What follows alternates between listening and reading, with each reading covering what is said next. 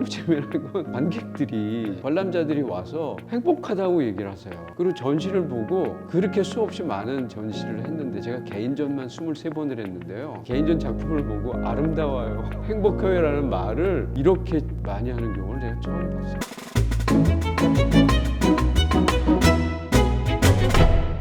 네, 인성모와 아웃플루언서의 콜라보 인터뷰 진행되고 있습니다. 인문학의 길에서 성서를 만나다의 저자분들을 만나서 시리즈로 저희가 인터뷰하고 있는데 오늘은 이융배 교수님과 함께 인터뷰하려고 합니다. 자, 이융배 교수님 안녕하세요. 안녕하세요. 네, 간단한 소개 좀 부탁드리겠습니다, 교수님. 저는 사람들이 저보고 예술가라고 하고요. 저도 좀 그런 것 같기도 하고 이제 예술가 중에서 미술을 하고 특히 조각, 공공미술, 뭐 최근에 들어서는 드로잉 작업도 많이 하고 그리고 스테인드 글라스 드로잉을 하는 좀 이상한 짓도 하고 있고 그러고 있습니다. 가르치시면서 계속 네. 예술가로서의 네. 활동을 계속 쉬지 않고 하셨던 네.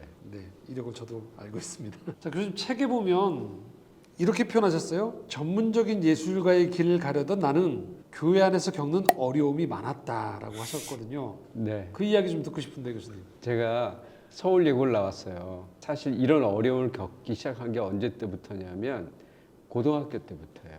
그러니까 어렸을 때는 미술을 잘 하고 그랬으니까 주위에서 너 미술적 재능이 있네 뭐 이제 그런 얘기를 들었죠. 그리고 이제 예고를 들어갔어요. 예고를 들어가서 전문적으로 미술을 배우기 시작했는데 그때가 1970년대 중반이에요. 근데 이제 그때 이후로 교회에서는 소위 선교적인 것에 미술이 쓰여야 되는 거예요. 근데 그게 되게 한계가 있거든요. 여기서 말하는 선교라는 건 이제 우리가 흔히 얘기하는 그렇죠. 전도하고 네. 누군가에게 맞습니다. 그런데 그 폭이 되게 좁거든요.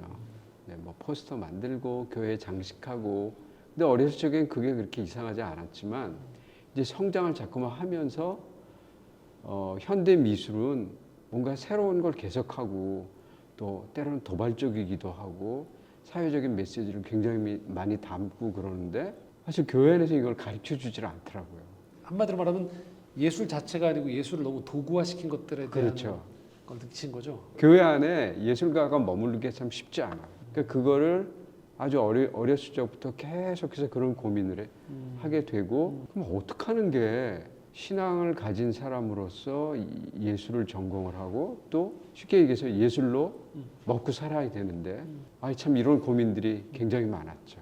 그럼 교수님 그걸 어떤 계기가 이런 한계들을 넘어갈 수 있는 계기가 됐을까요? 소위 말하면 신앙적인 활동을 많이 하면 해결될까? 뭐 그래서 대학교 다닐 때는 선교단체, 교회 생활과 더불어 선교단체 생활을 굉장히 많이 하기도 하고 또 한편으로는 작품을 또 많이 하기도 하고 근데 그게 이제 매칭이 안 되니까 되게 힘들었다가 제가 고등학교 교사를 하는 중에 프랑스에 유학을 가서 굉장히 다양한 교회의 모습과 교회의 전통을 보게 됐어요. 그러니까 말하자면 제가 답답해서 뭐 신학에 대한 공부도 개인적으로 하고 뭐 책도 찾아보고 특히 이제 교회사 책도 찾아보고 이러면서 우리 한국 교회가 이러한 맥락을 통해서 여기까지 왔구나. 그리고 교회는 이렇게 다양한 모습들이 있구나. 그리고 그런 과정에서 2000년 교회사 속에서 교회는 예술을 어떤 식으로 이해하고 어떤 식으로 받아들였고 지금 현 주소에서 내가 알고 있는 건 이러이러한 것이로구나. 이제 그런 걸 알게 된 거죠. 그러니까 교수님의 신앙이 한국 교회에서 배웠던 게 전부는 아니고 한 그렇죠. 지루다라는 것들의 네네. 위치를 파악하신 거죠. 파리에서 현대미술 공부만 한 게 아니고 교회사 공부를 하게 된 기회를 아주 실천적 교회사 공부를 한 거죠. 그러면서 되게 유연함을 얻은 것 같아요. 그래서 이제 그런 것들이 제 작품 속에 좀 더 유연하게 나타났다고 할까요?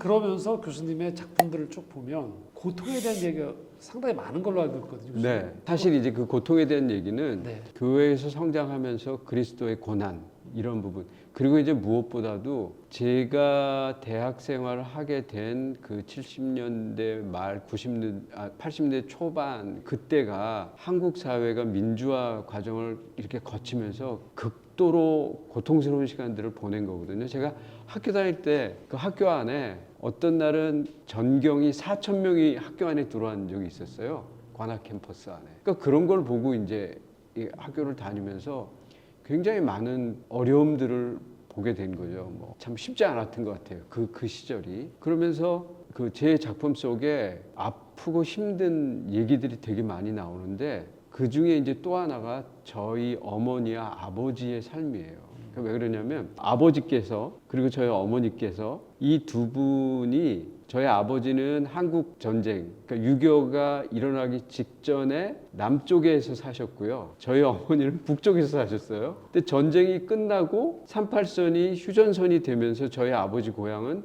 이북이 되고 저희 어머니 고향은 이남이 됐어요. 그러니까 그런 과정에서 저희 아버지가 구정이나 추석 때 되면 강화도 이쪽에 가셔서 북쪽을 바라보면서 저희 아버지 형제분들이 늘 우시는 거예요. 남북 분단으로부터 오는 갈등과 돌아갈 수 없는 고향에 대한 그리움과 아버지의 아버지를 못 만나는 것에 대한 고통 이런 것들을 제가 보면서 넘어오지 못하게 하고 넘어갈 수도 없고 하는 그런 것들이 제 안에 굉장히 많이 있고 그리고 그리스도께서 사람들의 고통과 갈등을 어루만져 주시고 그 부분에 대해서 하나님의 사랑을 어떤 방식으로 표현해 주셨을까에 대한 이야기들이 제 안에 깊이 쑥 들어오죠. 그게 이제 제 작품 안에 사람들의 고통 그리고 그 고통을 어떤 방식으로 풀어주는가에 대한 얘기들이 있어요. 여기서 되게 재미난 건요. 그 미술 전시장에 가면 제목보다 더 크게 써 있는 이렇게 글씨가 있거든요. 만지지 마시오 이렇게. 제가 어렸을 적부터 왜 작품을 만지지 말라고 하지? 근데 만지면 작품이 망가지잖아요. 당연한 건데 제가 어렸을 적부터 저희 아버지께서 휴전선 너머로 가실 수 없잖아요. 근데 그 앞에서 그냥 애처로워하고 힘들고 하고 하는 그런 넘어가지 못하고 장막이 쳐 있고 하는 그런 거에 대한 그 안타까움, 우리 아버지가 가지고 있는 고통, 그리고 그 세대가 가지고 있는 그런 유산. 근데 이게 전 세계에 이런 고통이 많아요. 지금도 있고. 그래서 그런 것들을 작품에 되게 표현하고 싶었었어요. 결국 교수님이 경험하셨던 사회적인 또 개인적인 가정, 성경의 이야기들이 결합된 네. 이게 투영된 게 결국은 고통이라는 주제로 승화되신 거네요. 그리고 방금 얘기하셨던 그 만지지 마시오의 네. 그 반작용 때문인가요? 교수님 작품들 중에 보면 네. 최근작들에는 오히려 만지게 하는 그 작품들이 있으시죠. 네. 그래서 이제 저는 관객을 적극적으로 제 작품에 수용하는 작품들을 되게 많이 네. 만들려고 고민을 했어요. 그리고 박사학위 논문 쓰는 과정에서도 네. 이제 제가 그런 얘기를 논문에서도 얘기했고, 그게 뭐냐 하면 이 모더니즘 미술에서는 작가가 주인공이거든요. 그래서 작가가 모든 것의 중심인데 전 관객을 좀 받아들이자. 그래서 관객과 작가가 이렇게 함께하는 그런 작품을 좀 하고 싶었어요. 그래서 관객을 제 작품으로 불러들여서 관객이 제 작품을 만지기도 하고 제 작품에 올라타기도 하고, 물론 이제 소재나 기법적 측면에서 망가지면 안 되겠죠. 그래서 이제 그런 작품들을 했고요. 또 한편으로는 철조망으로 되어 있는 장막 같은 거를 비닐로 만들어서 부드러운 장벽 시리즈인데요. 장벽을 만들고 사람들이 그걸 이렇게 헤치고 지나가는 그런 작품들도 하고 했습니다. 공공 네, 영역에서 네네. 그렇죠. 공공미술이나 설치 작품으로도 많이. 최근에 그런 작품들 많이 하셨던 것 같습니다. 네, 그렇습니다. 그렇죠. 그래서 결국은 예술가가 그냥 개인의 자의식에만 머물지 않고 충분히 그것들을 사회적으로도 소통하는 데까지 가셨던 것 같아요. 그리고 교수님 책 읽어보면 팬데믹이 또 예술가 입장에서 영향을 많이 주셨던 네. 것 같은데요. 어찌됐건 저는 저의 신앙 고백과 신앙의 어떤 바운더리, 그 안에서 일어나는 일과 제 작품이 아주 밀접한 소통, 이렇게 상호관계를 가지고 있기 때문에 팬데믹이 신앙생활에 준 굉장히 커다란 변화들이 있잖아요. 그렇죠. 교회에 갈 수 없고. 사람과 거리를 둬야 그렇죠. 거리를 둬야 돼요. 그리고 이제 제 작품이 조각 작품 같은 거는 결코 혼자서 만들 수 없어요. 누가 뭐 조수가 좀 따라 붙어야 되고, 뭐 조금이라도 커지면 뭔가 이렇게 같이 도와주는 사람이 필요한데 혼자서 작업을 해야 되는 환경이 되었었기 때문에 그때 저는 뭐 드로잉 작업도 많이 하고요. 근데 그때 그 전까지는 저는 성경을 될 수 있으면 성경에 대한 내용이나 신앙생활에 대한 내용을 은유적으로 표현하는 것에 집중했었어요. 왜 그러냐면 주위의 신앙생활을 작품으로 표현하려는 많은 분들이 성경의 내용을 너무 직설적으로 표현하는 그런 것에 대해서 조금 나는 그거에 대해서 나는 좀 다르게 표현하고 싶었거든요. 뭐 예를 들면 뭐 십자가라든지 네, 네, 네. 기독교적인 네. 이제 심벌이 너무 네, 네. 두드러진 작품들. 그리고 그렇게 그림을 그리는 경우가 너무 많기 때문에 제 입장에서는 그게 너무 창의적인 측면에서 저하고 어울리지 않는다고 생각해서 거꾸로 이제 좀 더 자유로워지고 싶어서 직설적으로도 표현하고 그리고 은유적으로도 표현하는 방법을 그냥 동시에 다 하는 그런 실험이 사실 팬데믹 기간에 저한테는 생겨났어요. 직설적이라면 어떤 식으로 표현하셨던 걸 의미할까요? 예를 들면 작품 좀 네, 소개시켜 그냥 주시면. 아예 시편이나 네. 누가복음이나 이런 복음서를 하나를 딱 떼놓고 네. 그걸 몇천 장의 그림으로 막 몇천 드로잉으로 장으로요? 그렸어요. 아. 네, 네. 물론 전시회 때는 그걸 다 보여줄 수 없죠. 네. 다 가지고 있죠.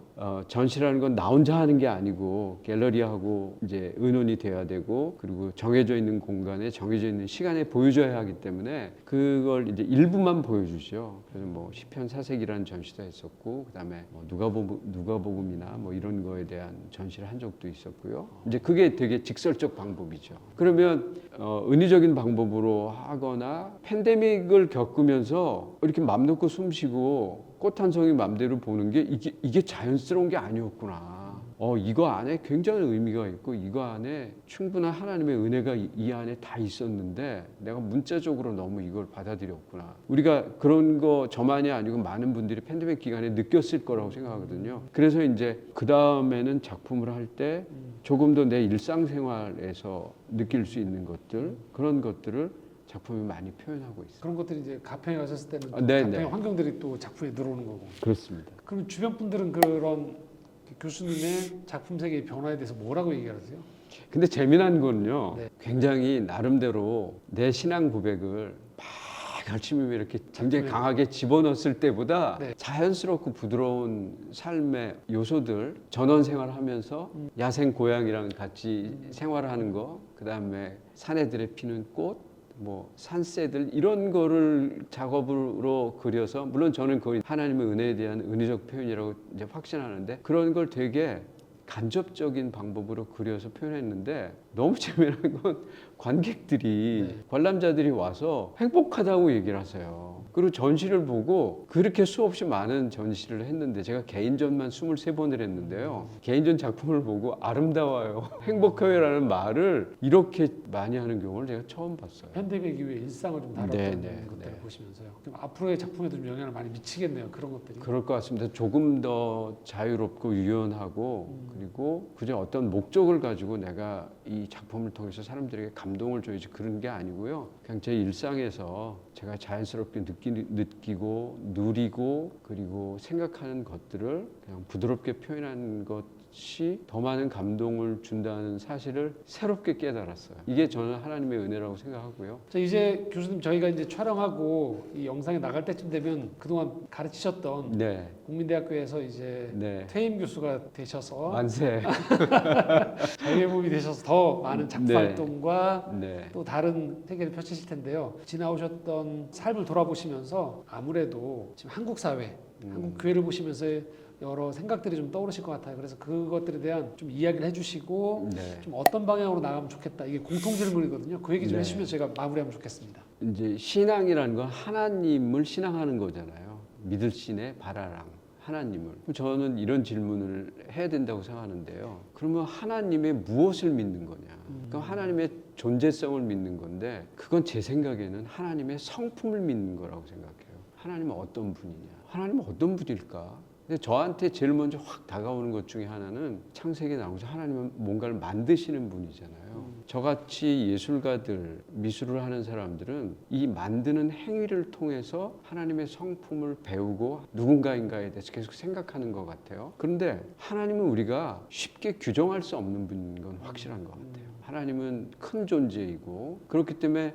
피조물인 우리가 하나님이 이런 분이야 라고 단정적으로 말하는 건 쉽지 않다. 그리고 그것에는 굉장한 위험 부담률이 있다. 그런데 하나님을 잘 안다고 얘기하는 것이 굉장히 위험한 태도일 수 있거든요. 근데 한국 교회가 하나님이 이런 분이라고 단정 짓고 그리고 내가 아는 하나님과 조금이라도 다른 얘기를 하면 그거에 대해서 적대시하고 밀어내고 때로는 아주 강압적으로 안 된다고 얘기하는데 그게 맞는 태도인지는 잘 모르겠어요. 그래서 저는 예술가라고 하는 존재는 하나님에 대해서 조금 더 날마다 새롭게 이해하고 하나님에 대해서 날마다 조금씩 다르게 생각하는 것. 틀리게가 아니고 다르게 생각하는 것이거든요. 그래서 한국교회가 조금 더 하나님에 대해서 더 넓게 생각하고 그리고 나와 조금 다르게 생각하는 태도들이나 다르게 생각하는 시각에 대해서 좀 부드러워질 필요가 있다는 거죠. 그렇게 하면 내가 몰랐던 걸 저 사람이 알고 있고 저 사람이 몰랐던 걸 내가 알고 있는데 그것이 서로 가까워질 때 우리가 몰랐던 하나님을 좀 더 깊이 알고 그 하나님의 성품을 우리가 누리게 되면 그게 행복해지는 게 아닌가 하는 생각이 듭니다. 그렇죠. 너무 저희 한국 사회가 좀 경직돼 있는 것 네, 같고 네. 새로운 것들이 아니고 익숙한 것들 안에서의 강화 쪽으로만 너무 가지 않나라는 그런 문제의식도 있는 거고 그런 면에서 보면 이제 예술가들의 역할도 네. 더 필요할 것 같고 네. 교회도 좀 더 예술가들에 대해서 좀 넉넉한 마음 그러면서도 함께 동반자로서 같이 갈 수 있는 그런 눈들이 좀 필요하지 않을까 싶습니다. 교수님께서 이제 퇴임하셨기 때문에 앞으로 하실 일들이 더 많지 않을까라는 열심히 작품하겠습니다. 기대하면서 저희가 또 네. 교수님과 오늘 인터뷰 마치도록 하겠습니다. 감사합니다. 네, 대단히 감사합니다, 교수님.